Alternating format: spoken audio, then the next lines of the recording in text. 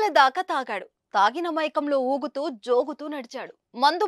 మేం మందుబాబులం అంటూ రోడ్డుపై పాటలు పాడుకుంటూ అడుగులో అడుగులు వేసుకుంటూ వెళ్ళాడు.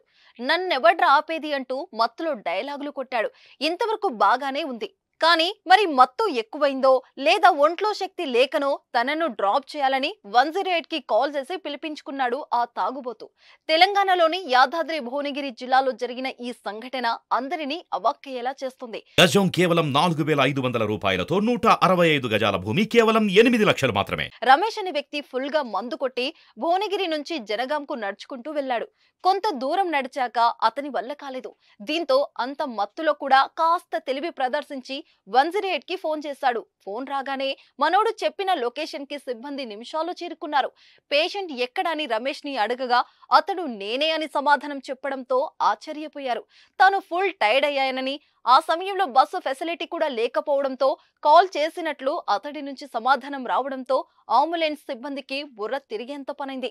తనకు ఎమర్జెన్సీ ఉందని, తన పరిస్థితి బాగలేదని అర్జెంట్ గా జనగామకు తీసుకెళ్లాలని అతడు కోరాడు. అయితే ఏదైనా అత్యవసర పరిస్థితి ఉంటే ఆసుపత్రికి వెళ్దామని సిబ్బంది చెప్పగా లేదు లేదు నన్ను జనగామలోనే దింపేసి మీరు వెళ్లిపోండి అంటూ వాదనకు దిగాడు. ప్రస్తుతం ఈ వీడియో సోషల్ మీడియాలో వైరల్ గా మారింది. ఆపదలో ఉన్నవారు కాల్ చేస్తే రయ్యి రయ్యి అంటూ వచ్చే వాహనం 108.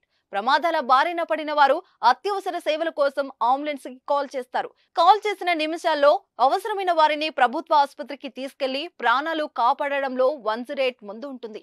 అలాంటి సేవలను అందించే అంబులెన్స్ కోసం తాగుబోతు ఫోన్ చేయడం అనేది చర్చనీయాంశమైంది.